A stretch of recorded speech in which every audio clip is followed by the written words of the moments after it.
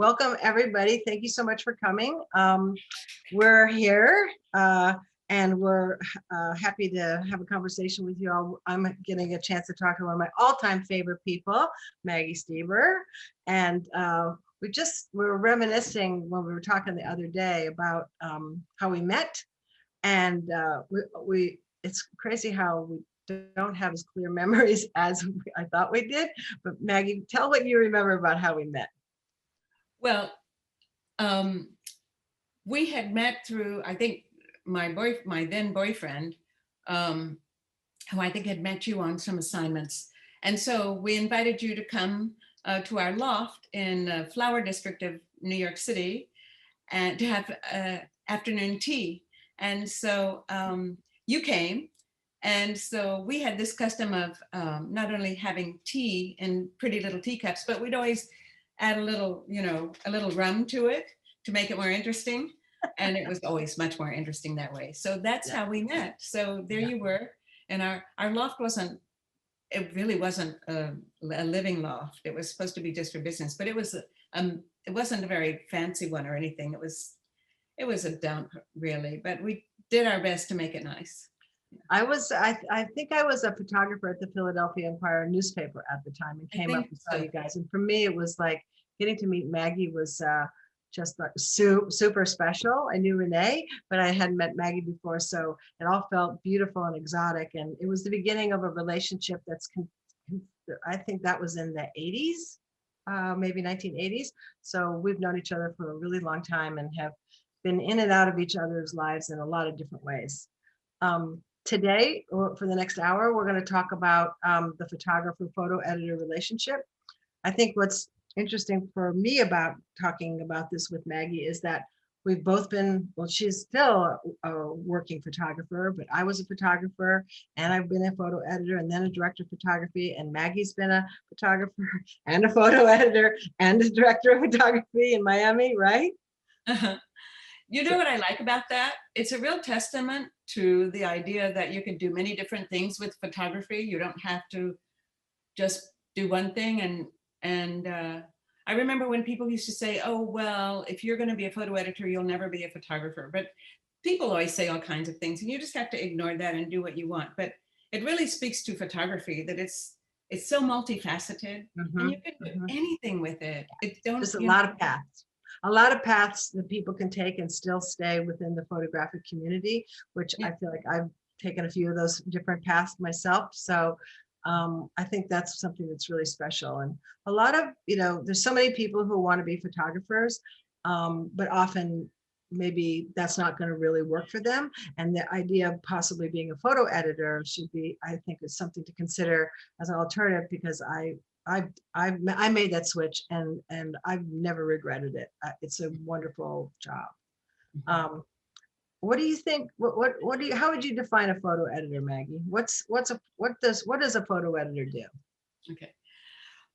Well, it depends on where they're working, but a photo editor basically either gives assignments, or not. It depends on what your role as a photo editor is. Not everybody is an assigning editor. But your main job is to try to match the photographer with the assignment, and then to help the photographer come back with the goods that you need by brainstorming, making suggestions, talking them back from the edge of the cliff, when they're going like, I can't do this. And also then to try to choose the best pictures that tell the story, and maybe even a little bit offbeat, so that they're images we haven't seen repeatedly. And this is always, a challenge because what I find, and it all depends on where you work, of course, but I think at the Geographic, you had a lot of power and say over what went into the magazine. But at a newspaper, I think it's kind of a battle. On some days, and you have to be so clever. When I was a picture editor, a director of photography at the Miami Herald, I learned how to become charmingly manipulative. And whenever we had a success, because I managed to get the right picture in the paper and a little bigger than the editor wanted to run it, when the publisher would send an email praising it, I would always give the credit to the designer or the editor, because that wins their trust. And so Mhm. it's it's really about being a warrior for the photographer and for the photographs, which is even more important.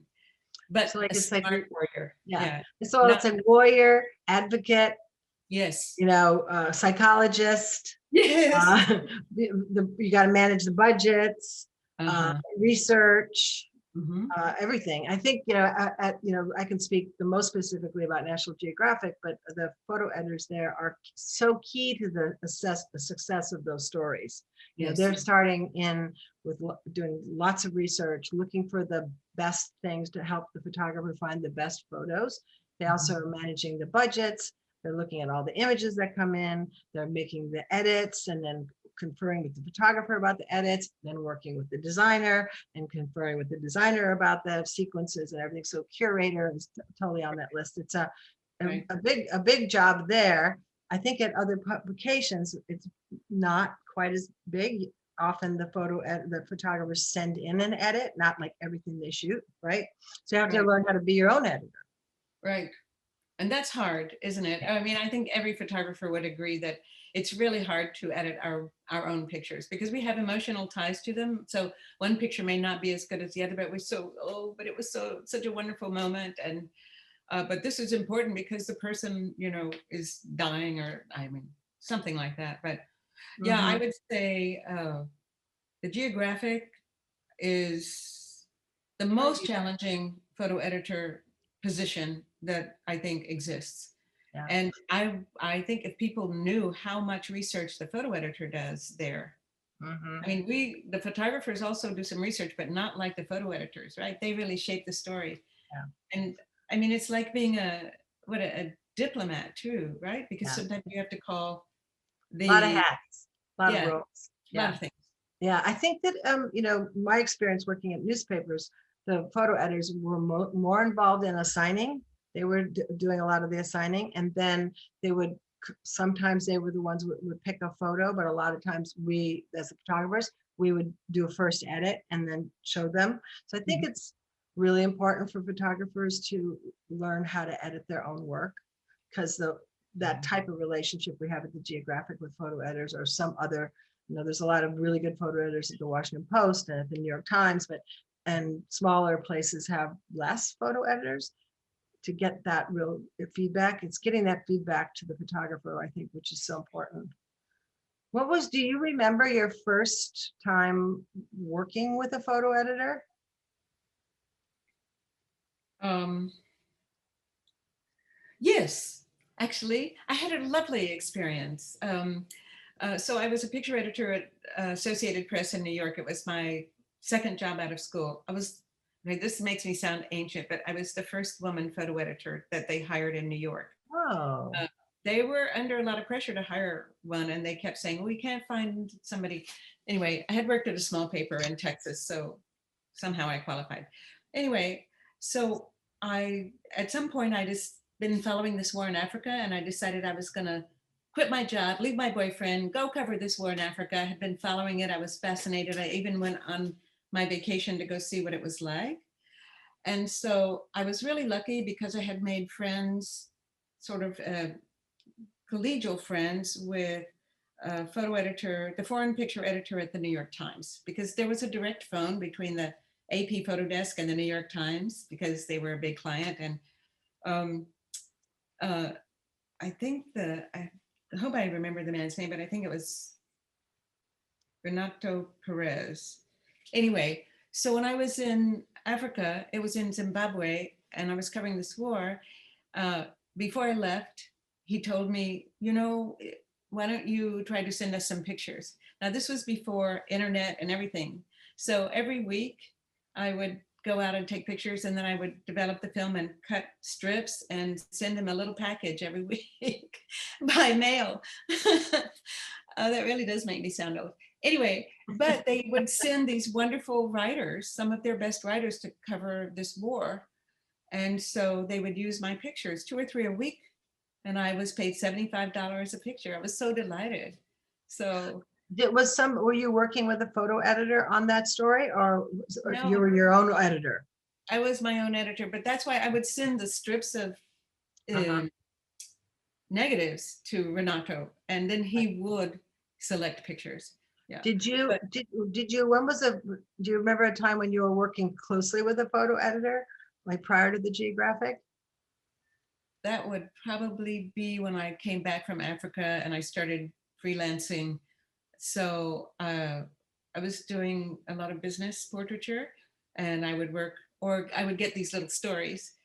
And but I also started photographing a lot of fashion and backstage, and I did this self project on covering fashion from backstage. And so I went to show it to this extraordinary photo editor, Phyllis Levine, who worked at this beautiful magazine called Connoisseur. And I took her this work, and I was showing the work all around, and everybody loved it. Picture editors loved it, but they didn't know what to do with it.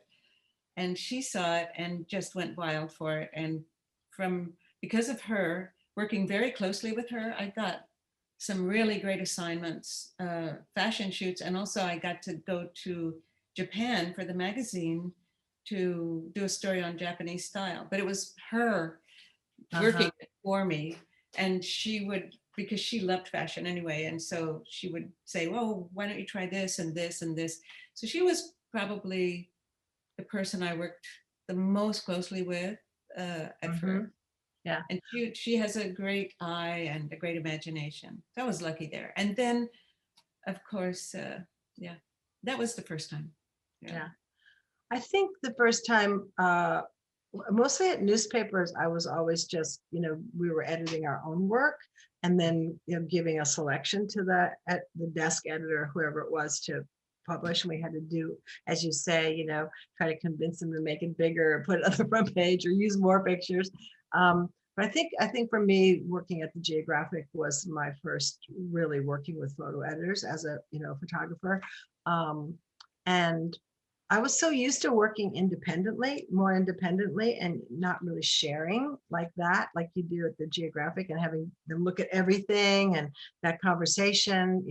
At first I found it like hard to like, hard to share, and hard to like listen to somebody else's opinion.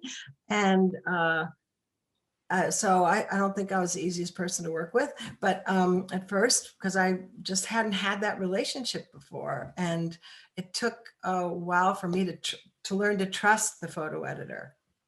Did you have that experience at all, or? When I first started to had this great opportunity to work for the Geographic, I was grateful that there was somebody to work with, because there was a lot of, and still is, a lot of expectation from the photographer. I mean, things are set up, there's research done by the photo editor, you do some research too, but they're spending a lot of money to produce a story, and they're counting on you to bring back the goods. And I was so grateful that there was somebody who was my partner in crime, here. And but as many people who get to work for the Geographic say, it's like standing naked before your editor. It's like they see everything, right? And oh my goodness, that can be embarrassing. But then I just thought, oh, they've probably seen worse. So at least I can write great captions. I love captions. Yeah, I think I came to that totally too myself. It was once I started trusting the photo editor that I was working with, and also realizing how much they brought to the table. They brought all that knowledge, that research that was so helpful to me, but also, they pushed me. For the photo editors I worked with pushed me to be better, and I did become better under their, they challenged me to step up and to do things that I might not have done, especially like some more technical things or stuff like where I thought, oh, I can't do that. And then I would try it and I would learn how to do it. And so that photographer kind of that relationship there, where they were not only supporting me, but also pushing me, to stretch and grow. For me, that was really important. Yeah, I think so too. And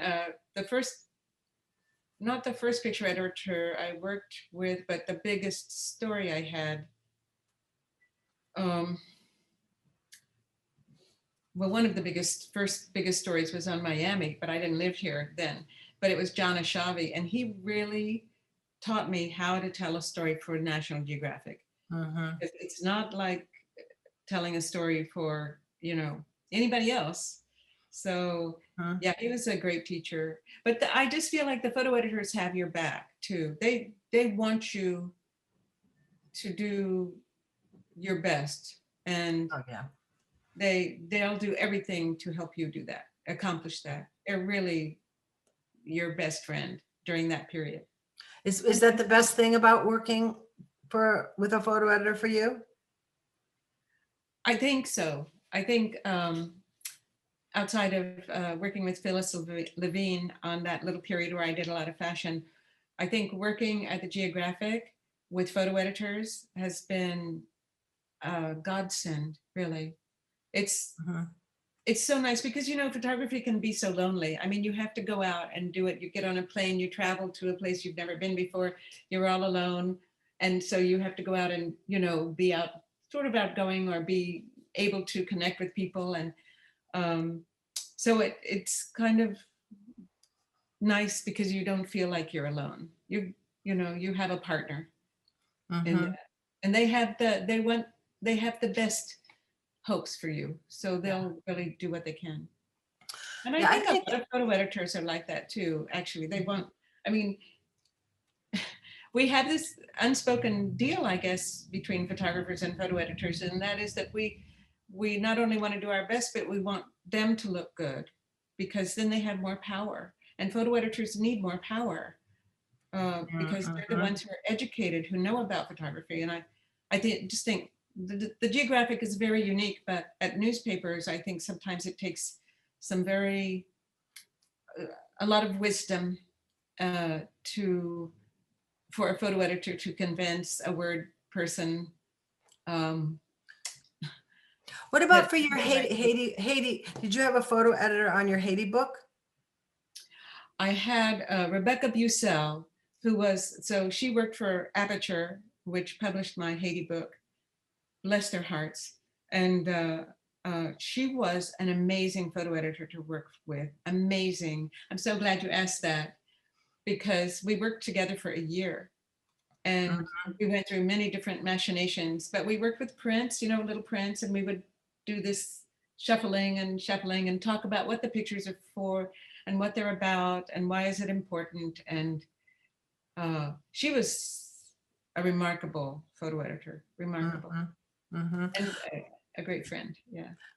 I had the chance this past year to work on 2 different books with 2 photographers. One, Antonio Facciolongo, who did a photo evidence book and worked with the designer. And I don't know how often books often have a separate person as the photo editor. Usually, often it's the photographer and the designer working that out. And there's maybe not, but it was really interesting experience like that, where, you know, editing a book is so different than editing a magazine story, right? And I would say that, you know, editing for online is different than a book or a magazine story. So it's like all these, you know, you might have the same body of work, but you're going to edit it differently for different platforms. Yeah. Well, should we look at some pictures, do you think? Yeah, I was going to. There was a couple questions here. I thought I would take this one where Susan Portney is asking, can you elaborate more on what you were taught regarding shooting for Nat Geo? You go first. Okay, well, I think that for me it was, because I was shooting more in the days of film, you know, by the time I wasn't really shooting when the digital world came along. So when shooting for film, I think I learned a lot about, because you didn't get to see what you photographed until you processed the film. You're really trying to keep track of the story, like the whole story. And like, if I got this, and just managing like a big story. I learned a lot about that working at the Geographic. And I think also I learned a lot about sequencing for, we would do these slideshows and we would do these presentations there. So that helped me learn how to sequence, and also very importantly, how to talk about my work. how to Yes. talk about the story, like Yes. being able to present and talk about the story like the expert on the story, right? And that's a really rare sort of opportunity, which I don't think happens in a lot of places. But I think that, yeah, that there's a lot. I mean, a lot of things I learned there, and continued to learn after I became a photo editor. Also, I learned a lot of different things about working with photographers, but and somebody else's pictures.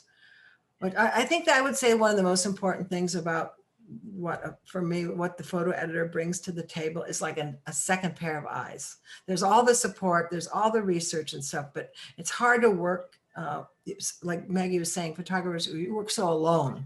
And then you're looking at your pictures and it's hard to edit your own work. And what bringing that other person in who, if you trust them and you trust their taste and their integrity and their skills, and they look at it and they can reveal to you things in your work that you might be missing, or they'll give you that feedback that, like Maggie was saying, you love this picture, you walked 10 miles, you didn't eat for 2 days and you took this picture, and the choir was singing while you were taking the picture and everything. It smelled so good and you love that picture, right? But the person who's looking at it didn't walk 10 miles, didn't carry the pack, can't hear this choir singing, and it doesn't smell like anything. It's right there. So they are coming to it like the reader, and that feedback is like, it's critical, I think.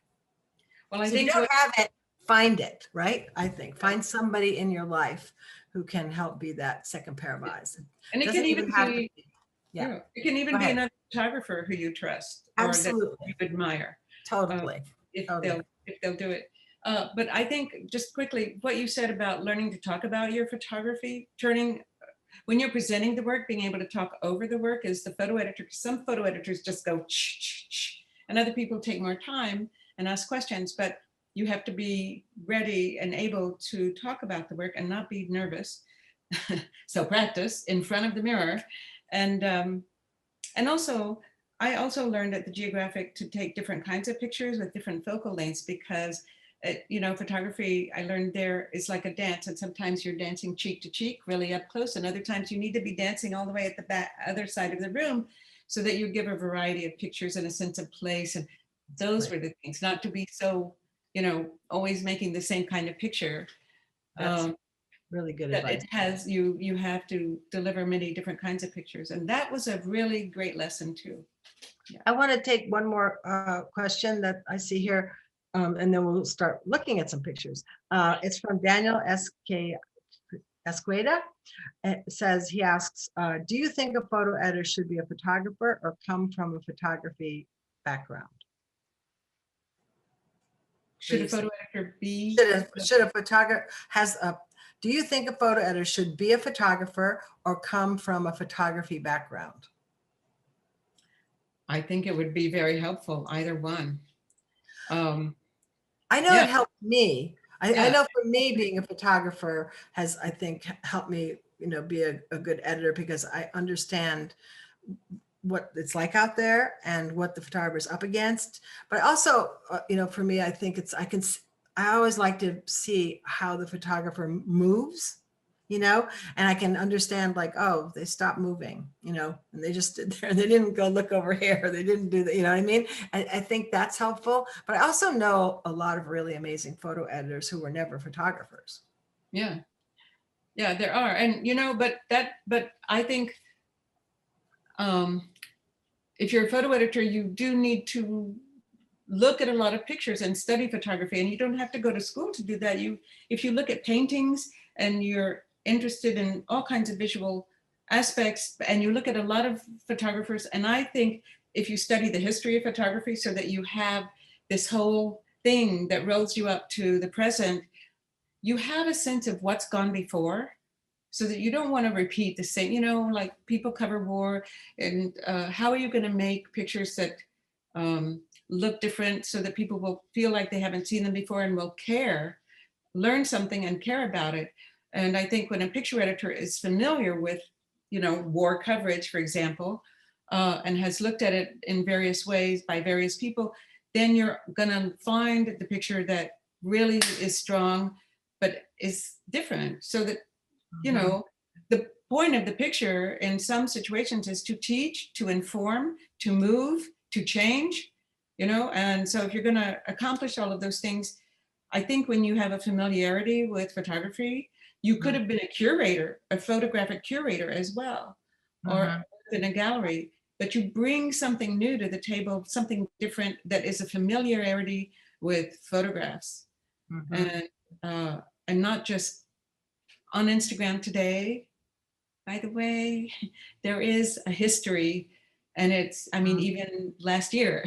So it's really, plus, I just think it's one of the most joyful things is to learn about photography and look at a lot of work and be inspired. And it's all out there. You can find it. There So, was a question here from my friend, Patrick Raycraft. And hi, Patrick. I'm glad you're here. He was my teaching assistant when I first started teaching in main media workshops. And he's asked, how has teaching workshops helped shape your role as a photo editor and photographer? And I think for me, the first editing I ever did, photo editing, was when I started teaching workshops. And mhm. I was a photographer, but I was teaching workshops on how to tell stories and shoot a story, and then their work would come back and I would be editing with them. And that, for me, that's really where I started photo editing, was through teaching workshops. And I also found, I was kind of an insecure photographer and always never thought it was good enough, or I was good enough, or and even if I was still working for the Geographic, but I found I had a certain confidence editing that I didn't really have as a photographer, which is one of the reasons why I made the switch. But um, what about you?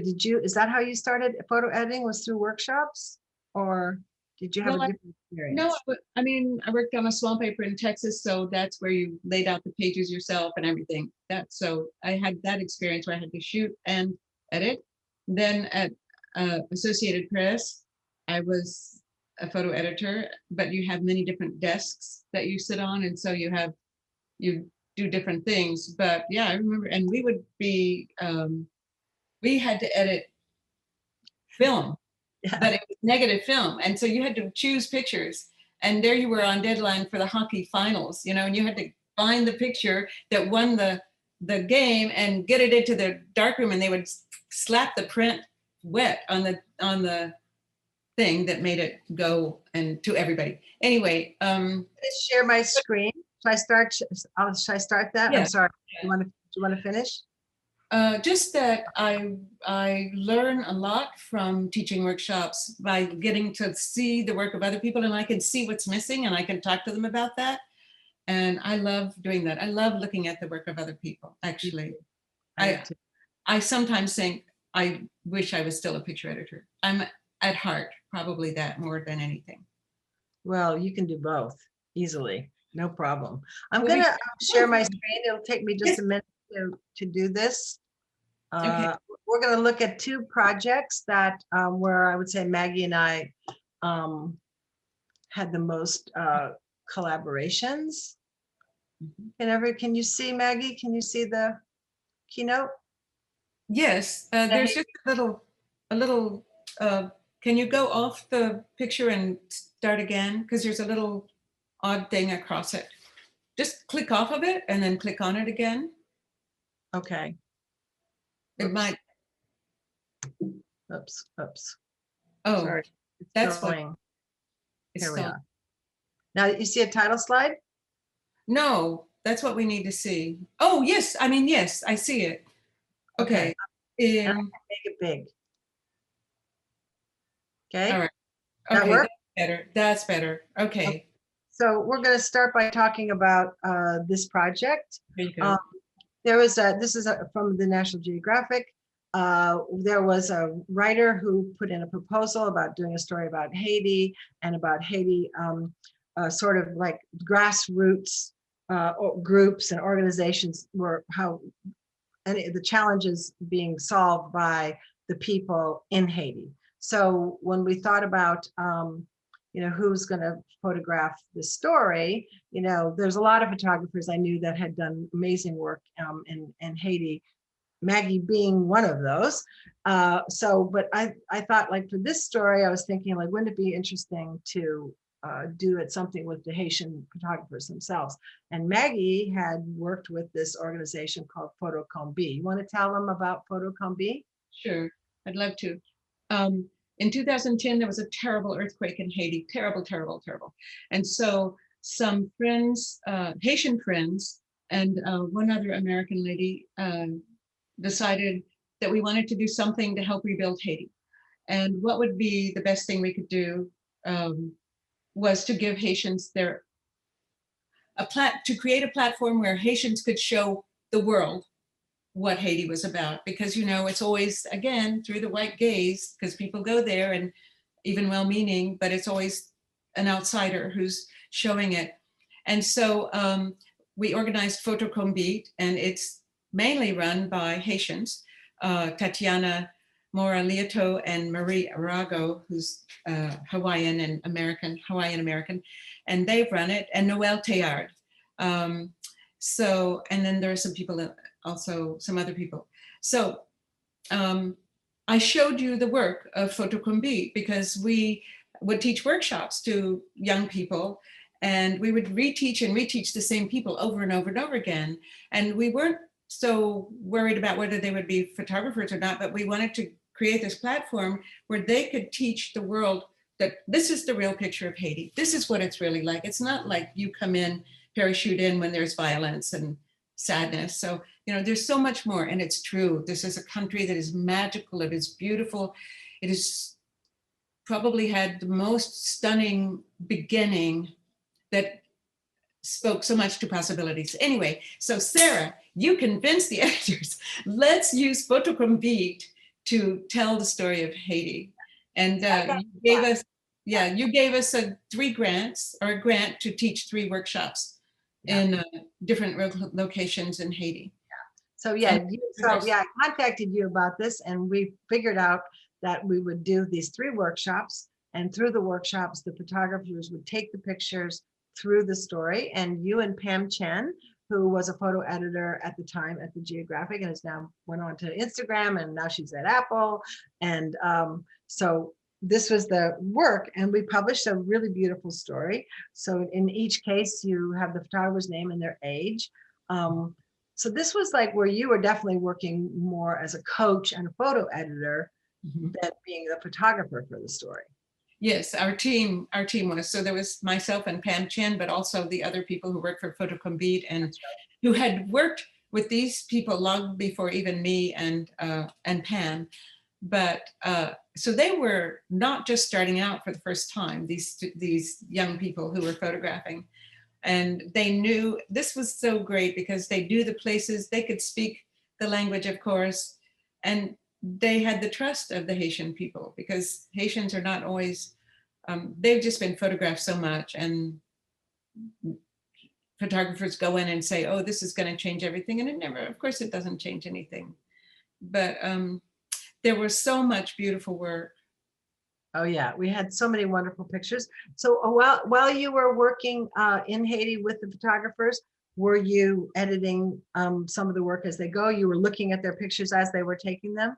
Oh yes, every day we would all, the team would sit and look at the work when they were bringing it in, because we also had to download the cards. We didn't want to take any risk of losing anything or losing the card or anything. So we would constantly be downloading the work and looking at it and giving them a little bit of a critique, but they were champions. They were already just so amazing. Absolutely. And this was, I forgot to mention, this was 2015. Yes. When we did this, when this published was 2015, and also had a really beautiful online presence. And Yes. For the online part, we got to highlight the photographers like Philomene Joseph here. This is her picture on the left. And another like wonderful little outcome also of this project was that 2 years ago, I think it was 2 years ago, there was a story the Geographic was doing on Martin Luther King streets named after Martin Luther King, and there's one in Haiti. And we were able to use one of the students, Philomene Joseph, who took a picture for that other magazine story. So out of that, at least one, and you said her that she paid her school fees for a year, that Yeah. assignment. Yeah. And actually, we also sell their work on our website, and we use that money to pay for their school, buy them laptops, buy their books. And so it's a really great organization, even if I say so myself. Yeah, I It's think this was one where, milky. one of the things I know is rookie. When one of the, when you're working as a photo editor, or at the time you're director of photography of something, you're having the idea about how to tell the story, and then or getting that proposal from a writer for somebody else, and then figuring out who's going to be the right photographer, or what's the right visual approach. For this one, it was, the right visual approach, I felt was, because of my relationship with Maggie and knowing about Photocom B, it felt like the perfect answer, visual answer for this story. And it just worked so well on so many levels. And Maggie was involved in this one as a photo editor with Pam and with the Photocom B leaders. And I think that that's something, when you're working as a photo editor, that's one of the big responsibilities, is trying to figure out what's the visual approach and who's the right photographer. And sometimes it's Photocom B is the answer. It's not an individual photographer. Yeah. And I just want to mention this because it's just interesting, that not to go on too much about it, but it's really interesting to me that this is a precursor of what's happening now, where people are getting to tell their own stories. And it was an amazing experience to get to see those young people telling us, showing us Haiti, the Haiti you never see. Yeah. And it's so beautiful. And I wanted to also talk with you about this story about the face. This was one when our editor, Susan Goldberg, she had a relationship with the Cleveland Clinic, and they were one of the places that were doing face transplants, very rare, a medical procedure. And she talked them into that, if the next face transplant that they were doing, that we could follow the whole process. National Geographic could follow the whole process, even prior to the operation. So establish the person, follow them, and And it could be a year, it could be 2 years. We had no idea how long this would take until they got a person who was going to have that procedure. So when I was thinking about, like, okay, who's going to tell this story? Who's the photographer for this story?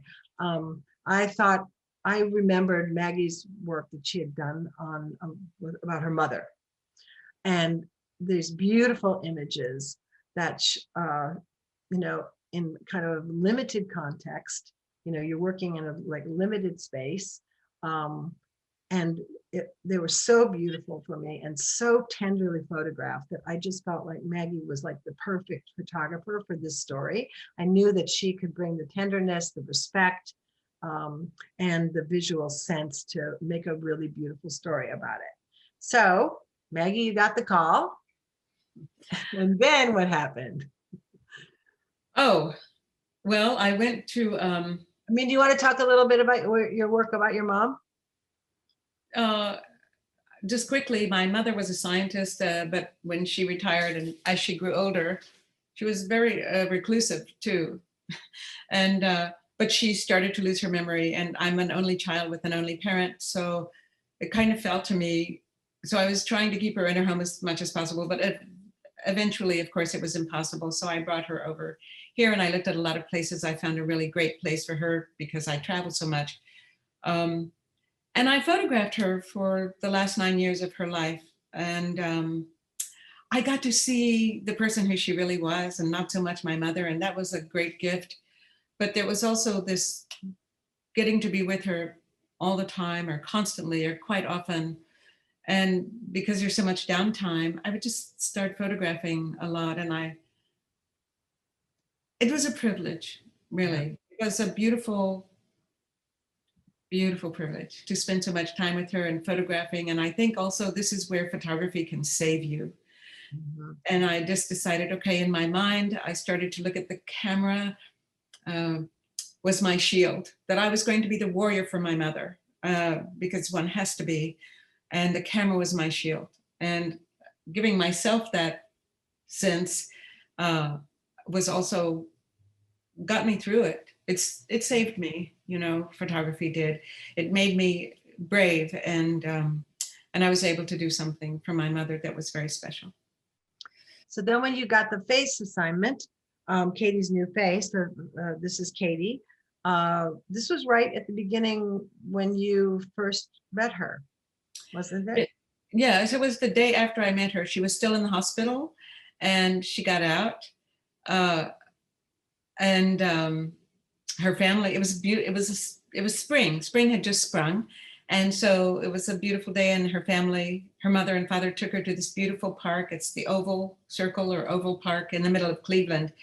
And Katie never gets to be alone. So they just said, let's put her in the chair and let her just sit there. And we all pulled back, and for about an hour, you know, because she had a lot to think about. And this was, and I really loved, you know, this is the other thing I love about the geographic, is that you can shoot with any number of, I mean, you can take photographs. Sorry, we're not supposed to use that term anymore, which I agree.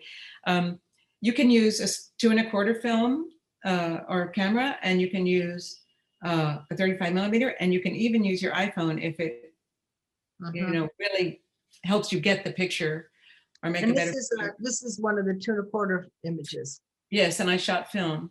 Yeah, I love this picture. I also thought it was a nice way into the story. And just what FYI, anybody, if you have not seen this story, there's some tough pictures coming. I just want to warn you that, you know, Katie had a very damaged face, and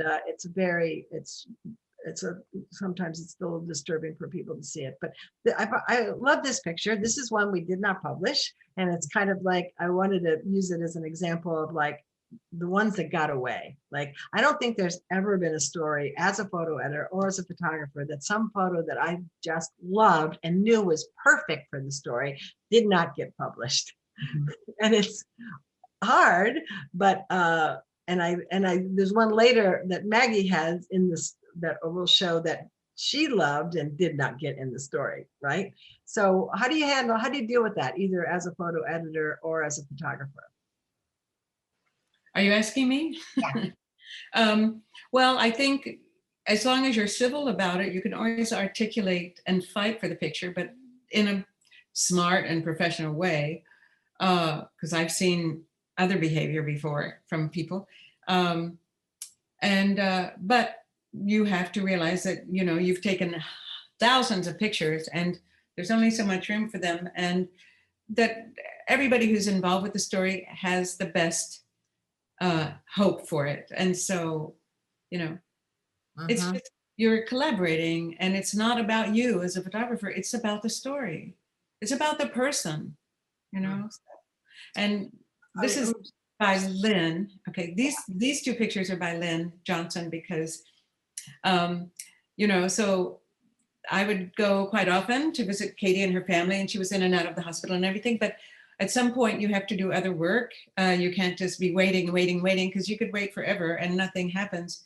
So I went to Dubai to teach a workshop, and damn, if it didn't happen that somebody. How long had you been working on the story prior? Like a year and a half, maybe a little more. 2 years, maybe 2 years. So this was like really a hard thing, because Maggie had been, you know, you'd invested so much time in this story and your relationship with this family, and you were really close.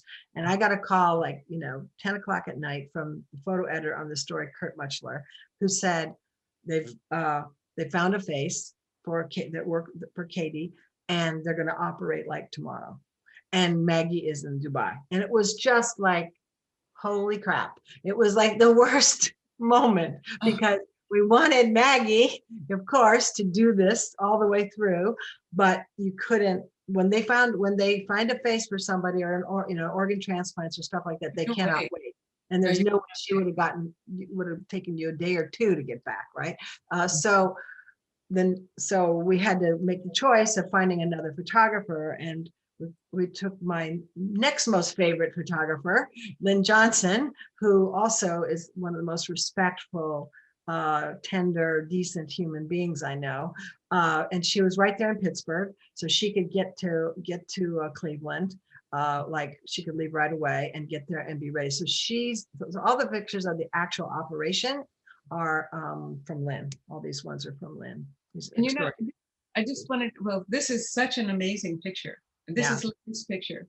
And it's amazing. And to hear Lynn talk about it, it was this almost this kind of holy moment, this spiritual. All the doctors were looking at it, and there was this reverence around this face.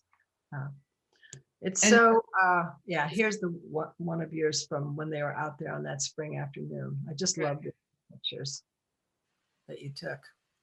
oh, they were so happy. So as a photo editor, Kurt, you might also talk a little bit about working with Kurt.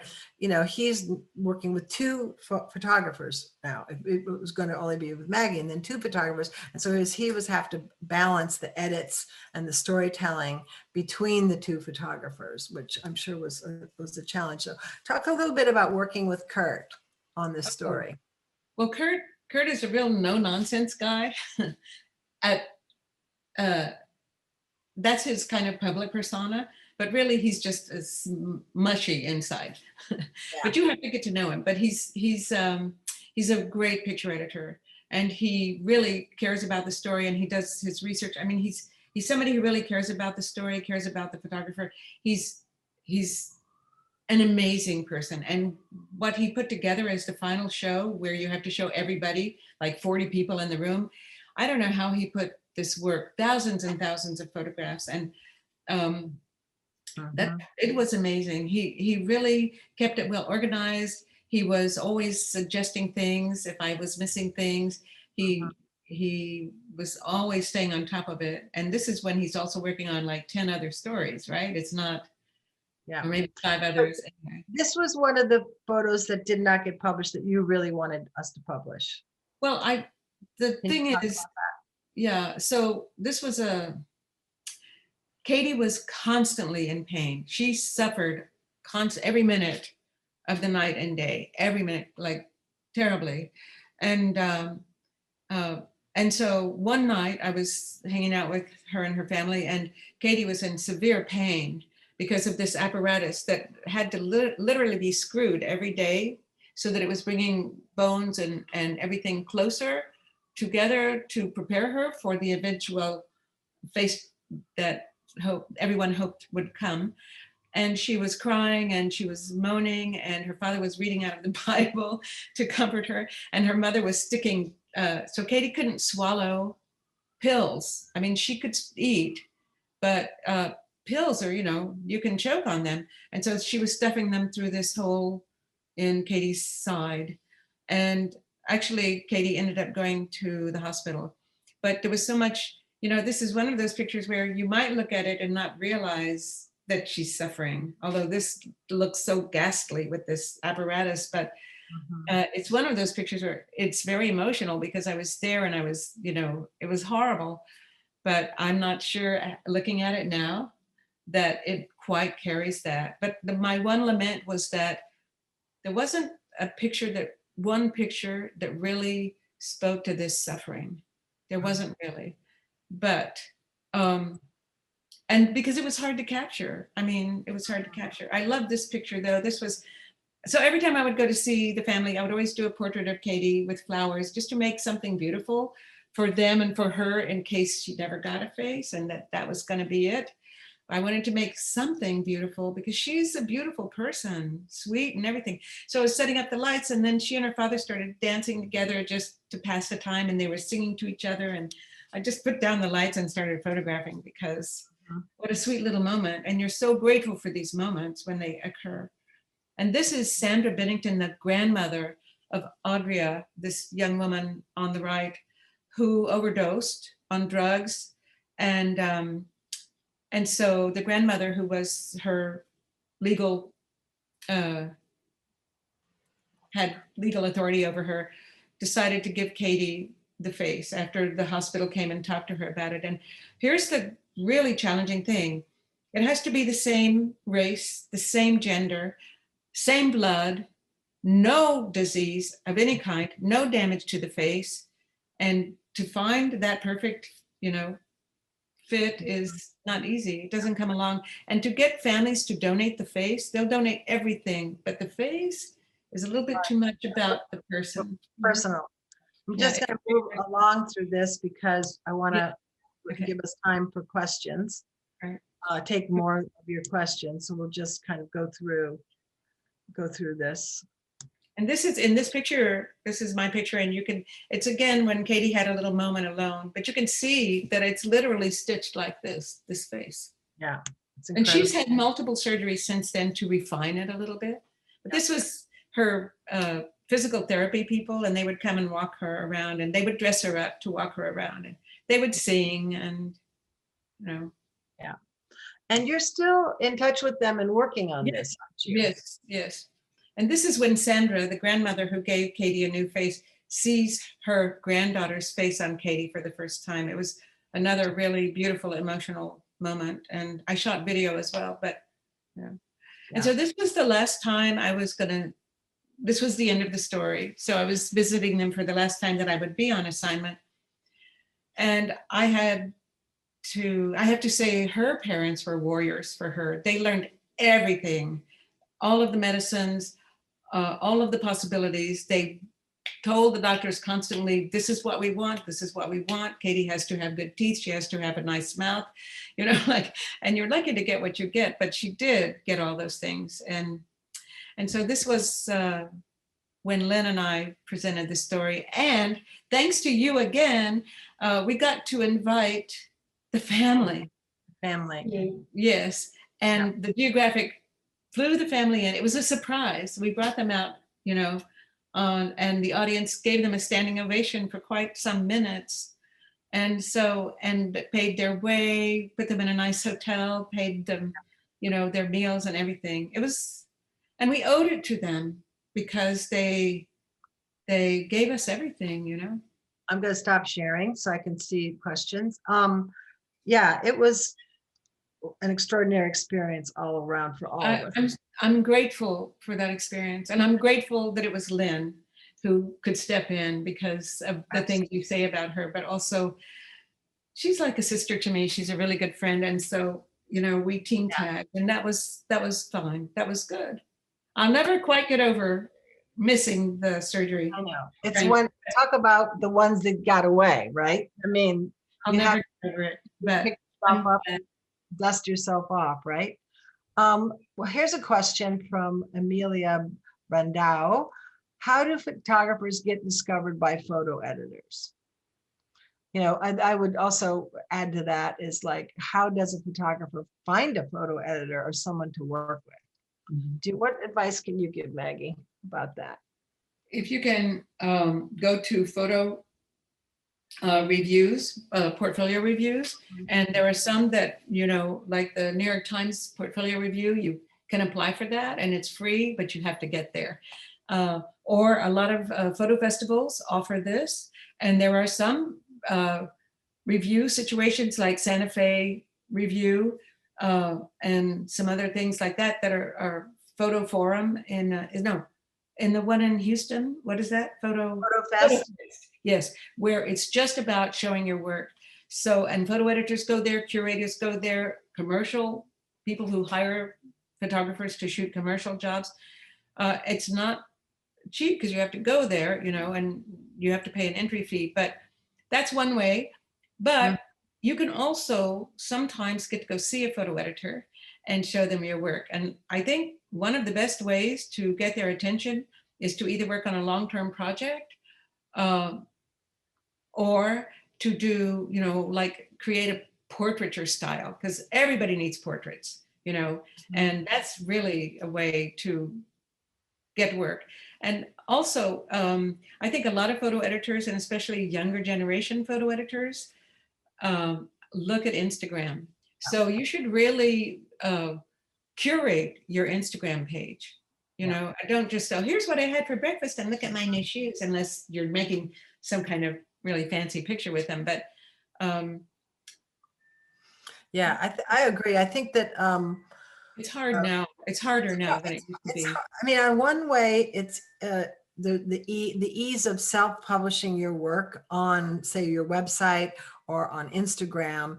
We didn't have that like when we were coming up, right? You took your portfolio around physically, and tried to meet with editors and get them to look at your work. But now I think that because you can self-publish, using those tools is really, really important. And I agree with Maggie 100% that, you should have an Instagram feed that's like a professional one.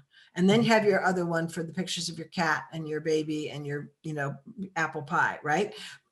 And so that when people come to it, they can really see, because I do think a lot of art buyers and photo editors look at Instagram. And I know that I was always looking at Instagram, and there's a photographer that we hired for who did a story for us, Brian Fink, on meat, that was for a food series we were doing, that was strictly because of his Instagram work. It was convinced me that he would be great for that story. So I think that's really important way to find photo editors and get your work seen. And the other is, like Maggie said, those portfolio reviews. I can't tell you how many are out there, and I'm always being asked to review portfolios. And it's a great way in a condensed amount of time to meet a whole lot of people.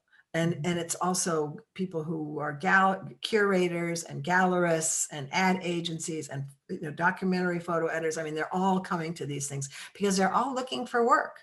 They're all looking for new photographers. So it's like a perfect, you're looking for them and they're looking for you. So I think that those are great opportunities to get feedback, get your work seen, and yeah, it can be a very happy conjunction for a lot of people. And I think contests, even though contests are hard and a lot of people don't like contests, if you enter a contest and happen to win or place, then you get some visibility, and then people can see you, because it's like trying to find ways to like crack through all the noise and all the work that's out there. And I do think contests, as much as we sometimes don't like them, they can help you. Yeah, and I also think if you take workshops, sometimes the person teaching them sees something very special. Don't go in expecting this, but sometimes the person teaching them will see something very special, and they will write to somebody on your behalf and introduce you. And that's helpful too. But I want to say one thing. There's a lot of younger picture editors, and there's a lot of younger photographers. And so there's those of us who've been around a long time and are still working and want to work. And I want to say to those people that it's really up to you to stay current.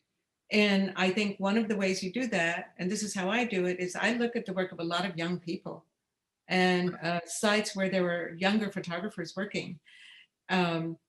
And I'll even follow the photo editors on Instagram, because I get to kind of sometimes they post pictures too. There are some that also do photography, but it also just gives me a sense of who they are.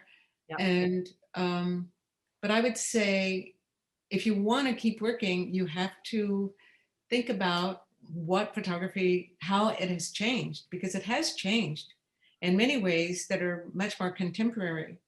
And you just have to keep your hand in it. I think you really have to engage with a younger generation in some way or the other, and you can learn a lot. And there is something kind of wonderful as well about encouraging younger people.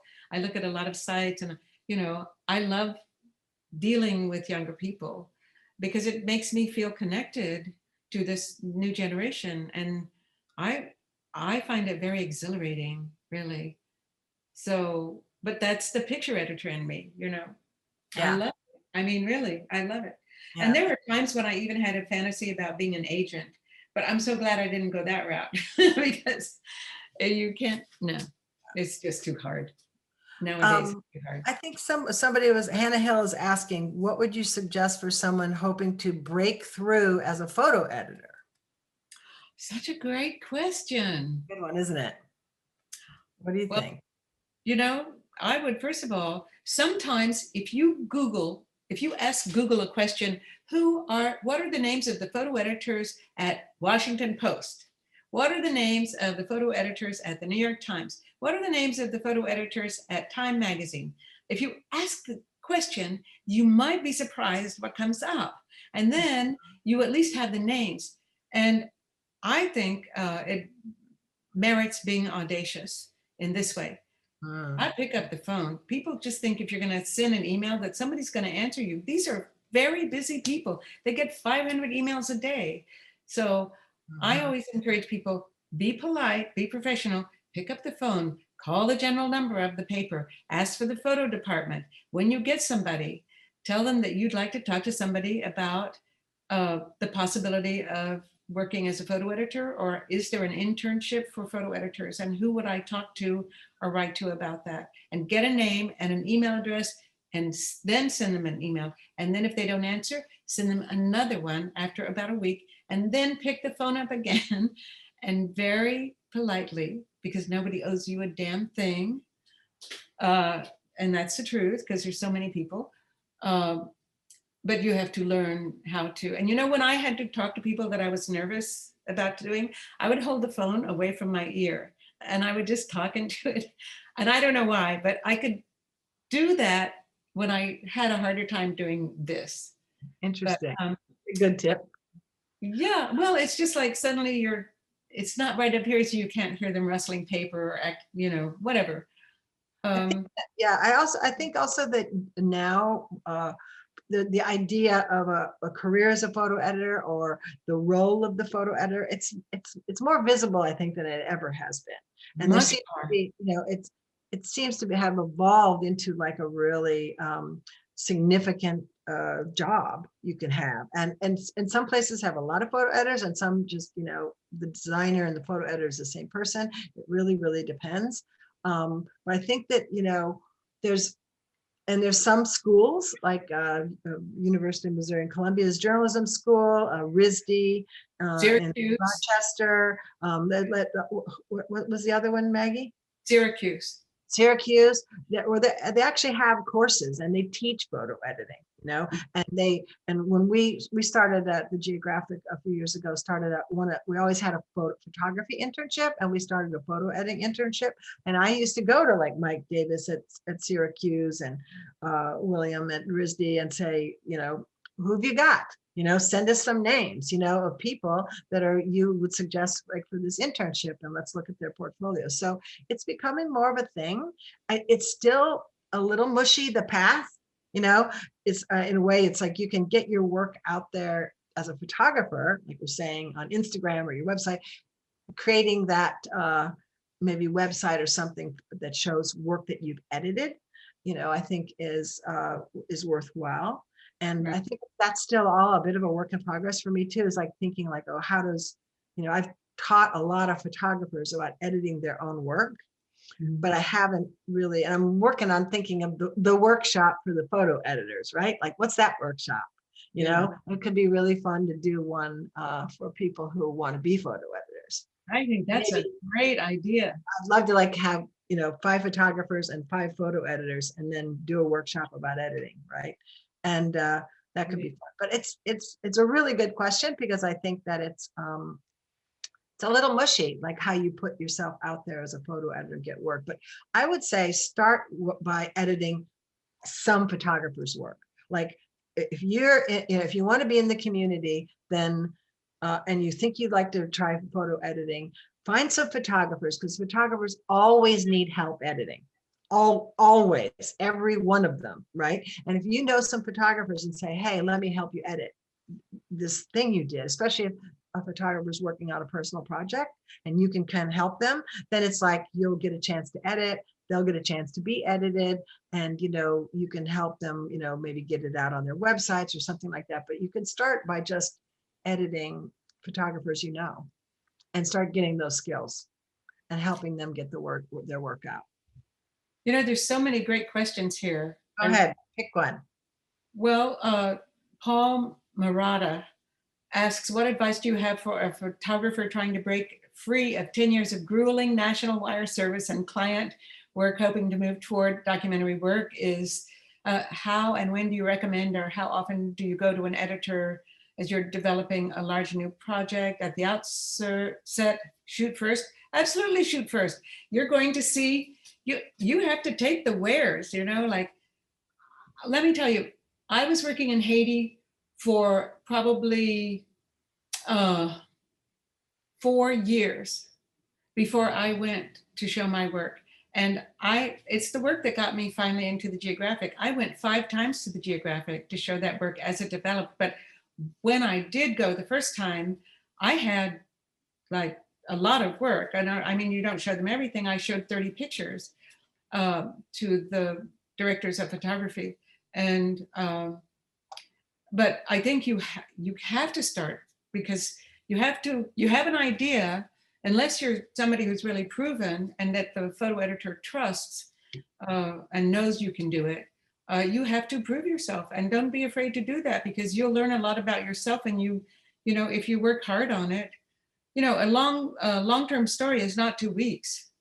We're talking about months and years of working on something, so that you hone it, because you only get that first chance to make an impression. So I think before you go to see anybody, you better have it at least to the point where it's a work in progress, but where they can see 20, 25 pictures that are really not, you know, here's a variation of this, here's a vertical and a horizontal of the same thing. No, don't do that, you know. So I think if you're trying to break in as a photographer to somebody you've never worked for before, coming with a set of images on a project that you're working on, that you've already started on, and it's not done, and you want to keep working on it, and you're hoping that maybe they'll support you, is they need to see that you can do it, right? Yeah. And the second thing is coming with ideas. yes, Like, you know, as opposed to cup in hand, cup's empty, please give me an assignment. It's like, learn here's what else I want to do. Yeah, I got a great idea for you.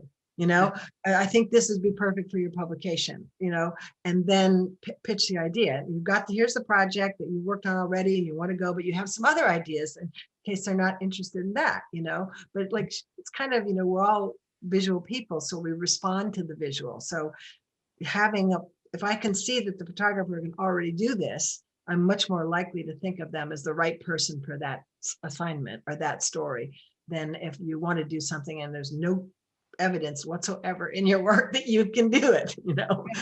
Because it's a gamble that some people can't take. It's easier if it's like a web story, a digital story, an online story, because they come and go, the budget's smaller, etc. But if it's a big story, then you really have to have a track record. Do something that means something to you. Don't just say, okay, well, so COVID's the big thing. Okay, you and everybody's uncle and sister and distant cousin has been doing stories on COVID. So if you can find a different way to do it, that's interesting. But I think Haiti, I really cared a lot about, very much about, and it's still a huge part of my life. And so it meant something to me. And so that even if nobody wanted to print that work or give me an assignment, and actually I've never had an assignment. I was hoping Geographic would do it, but they never gave me an assignment on Haiti, but they did photo compete, and that was much more important. But also, if you do get to go show the beginning, which like is not the first week in a project, but also take something written so that you have like a paragraph, you know, a long paragraph explaining what the work is about, and then a list of ideas that you'd like to go after. So if the photo editor does like the idea and they want to show the work, they also have something in writing that helps them articulate why it's interesting. Yeah, like a little pitch document, you know, not more than one page. Not more than a page that talks about what the story is, what needs to happen, what's visual, definitely like what you can photograph.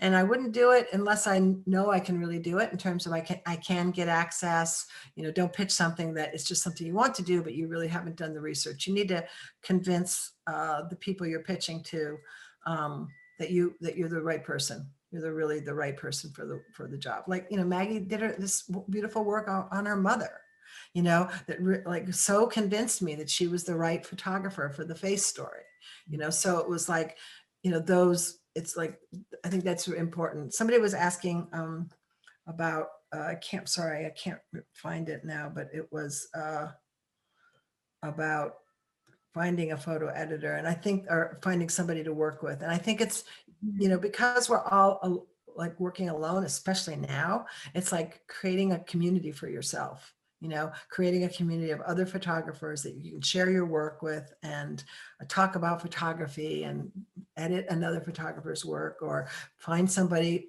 if you're a photographer, to look over your shoulder and give you feedback. I think it's super important, especially right now where we're all sort of isolated, because we can do it like this, and Oh yeah, it works. there's a question about virtual portfolio reviews. There's been a ton of them. I mean, Photonola did. Just, yeah. Everyone. There's a lot of, they're having them online. You just have to pay attention, I guess. I don't know, how do you find out about them? Social media, there's a lot on, start, like Maggie was saying, start following different people who in the industry. There's Memento Workshops, Jamie Rose with Memento Workshops. If you follow her, she posts a lot of information on Facebook and about jobs and upcoming portfolio reviews. And so you can get her newsletter, maybe get some people's different newsletters for places where they're doing portfolio reviews. A lot of the agencies do portfolio reviews. I mean, they're definitely out there. Some are free, some are, you have to pay. But they're definitely out there. A lot of virtual portfolio reviews going on. PH Museum, which is phmuseum.com, phmuseum.com. They're a great site. They're an online museum, but they have a great site where they list competitions and portfolio reviews, a whole bunch of things that are going on that you can see. And I think, yeah, that was from Amanda Linus, that question. So and she, well, she's thanks. People are writing very nice things. We sure appreciate it. She had another question. Oh, she just asked another question. Do you think doing personal work is important? Yes. Yes. I think personal work is what gets you noticed. It's what gets you work.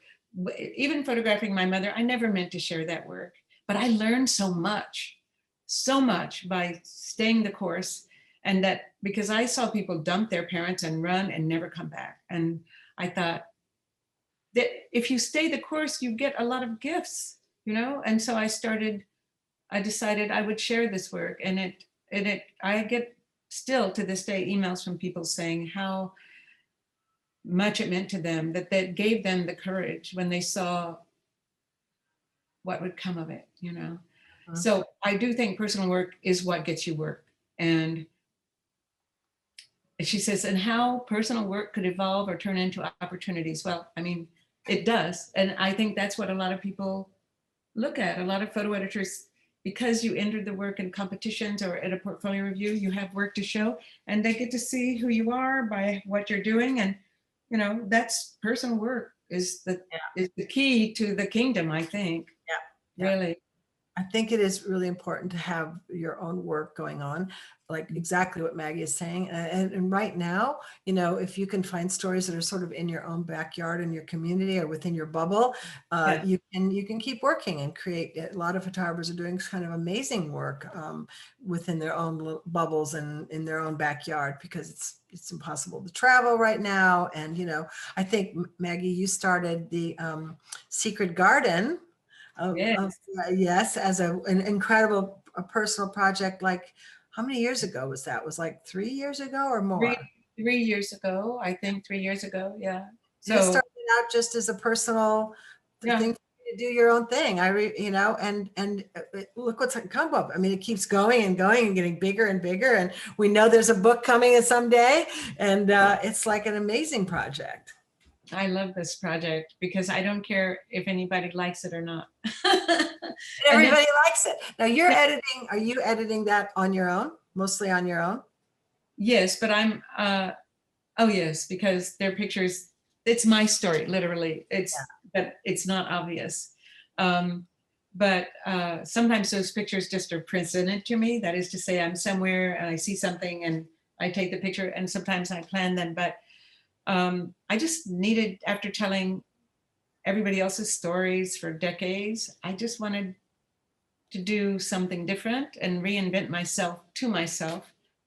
And so I created this safe place where I could do that. And Perfect. I don't have to care if anybody likes it or not. It's not for them. It's for me. Yeah. And it's liberating. It's so liberating. But what comes of it is actually I've gotten work because of the Secret Garden. And I also applied for a grant from the Guggenheim Foundation, and I can't believe they gave me a grant, and they did. Bravo. This was a couple of years ago. Yeah, that's you could have knocked me over with a feather. But I wrote a very personal proposal because the work is about me, and it's not obvious, but I'm trying, I'd like to create a secret garden movement. I think everybody needs a safe place where you can create work. You don't listen to the naysayers. You don't listen to somebody say, oh, that's been done a dozen times. Who cares? Everything's been done. How are you going to do it differently? How are you going to see the world in a new way? Show us. How do you make it personal? That's personal. Yeah, personal is so important. Joyful. Please, please, everybody start one. Everybody who's listening to this today, start your own secret garden. You plant ideas. You don't care what anybody says about them. In fact, don't even tell anybody what you're doing. Just that's great. Liberate yourself. Also, I put a link in the chat. If you go into the chat, I think it's already, it's in there. I did a panel for the Focus on the Story. I think it was this summer, about pitching to photo editors. And so it's a panel with a bunch of different photo editors, New York Times, Washington Post, Nat Geo, and talking about like how to pitch to them, how do they like pitches to come to them, etc. And it's the link is in the chat. It might be something worth looking at, because you'll get to hear photographers, the photo editors talk about like what works for them in terms of approaching them with ideas. Oh yeah, and that would be great. Yeah, I'm gonna look at that myself. It's cool for everybody. I think that we were supposed to be done at 11:15. So you see you want to take one last question, Maggie? Do you see something? I think we answered some of these questions. We have answered them. Looking for new photographers to collaborate with an editor. Did we talk about finding a photo editor? Did you mentioned it earlier, but it's kind of come through, but go ahead. Yeah. Well, I think when we say photo editor, quite often people think we mean people who are working for a publication, but it really just means somebody, it could be a curator, or there are people who, well, like Sarah and Elizabeth Christ, who's also a wonderful photo editor who worked at the Geographic for a long time.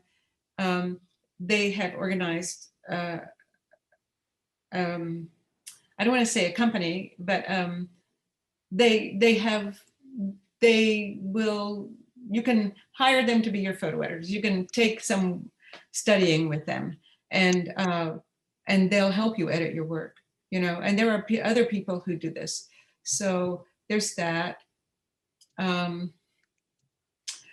Also, here's one. My work is totally within the local community. How should I choose someone who review my work? If you can also create a collective where it's just photographers, sometimes that's really good, but you have to like each other. You can't be competitive. But sometimes just getting a small group of 5 photographers, and you can get together and show work, and you can critique it and give ideas. And that's happening all over the place. Even on Instagram, you have like Hikari Creative and the Journal, which is a group of women who are showing work. But there's all kinds of collectives that you could join, or you can create your own. And you could even, maybe there's a photo editor in town who would join you. And, you could have little barbecues or little picnics, something where you invite photographers and some photo editors who might live in the town where you work. And there is one other thing I wanted to mention. I always ask people this is, what is your market? Who do you want to work for? Mm-hmm. And I'm so surprised when people don't have any idea what that even means. And I say, well, okay, do you want to work for magazines? Yes. Okay. So do you go to Barnes and Noble if you live someplace where there's a big bookstore and look at the magazine racks and spend the time looking at magazines? And by the way, if you do that, if you look in the masthead, you might see the name of the photo editor. Yes. You have to do this. This is part of your job. And if you, and not just the same magazines that everybody wants to work for, but there are some beautiful regional magazines that you can work for that give great assignments. But you have, that's your market. I ask people when they say, oh, I want to work for National Geographic. And I say, well, do you look at the magazine in print?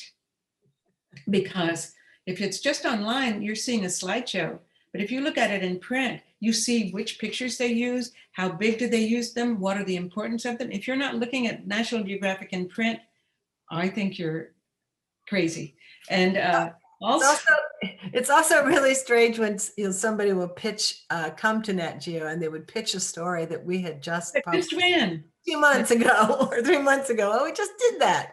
It just signals that they're not like looking at the publication, right? Yeah. And I think that's hugely important, is to, if there's somebody you want to work for, look at what they do and understand what they're looking for, and craft your ideas and your portfolio, or what you're going to show them around that. Like if somebody wants to work at Nat Geo and they only have a fashion portfolio, well, it could be amazing fashion, and I love fashion photography, and it might show me that you can do portraiture, but it might not show me that you can do that leopard story that you really want to do, right? So it's kind of like you have to like know your audience.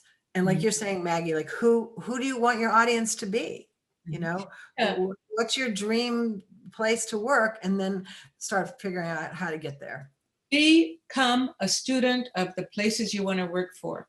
Yeah. Like sometimes I'll teach a workshop in New York, and I always ask the students, do you look at the New York Times Sunday paper? And I'm so like, nobody looks at it. And I think, well, you want to work for the paper? Yes, we do. And I say, well, then why aren't you looking at it? Because Sunday you see all of the sections and you can get ideas about what they run and what they're about. And I just can't believe that you live in New York City and you don't buy the New York Sunday Times.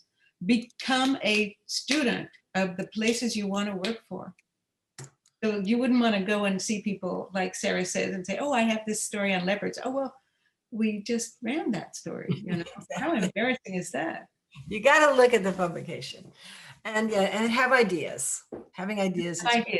And ideas are everywhere. Yeah. Sometimes a really great story is the little 100-year-old lady who lives down the street from you, who lives alone, but every day she makes a pie so she doesn't forget how to do it. And then she gives the pies to the neighbors. Yeah. That's a great story. You can sell that story like that. Yeah. Anyway, I think this has been great. I think we can wind this up. Thank you so much, everyone who came and joined us. It's been a really wonderful morning. I think I've got about 5 or 6 inches of snow here now, looking out the window. So I really appreciate everyone coming. And Maggie, you know, it's always a joy to be with you and talk to you and to be in anything with you. I'm up for it anytime.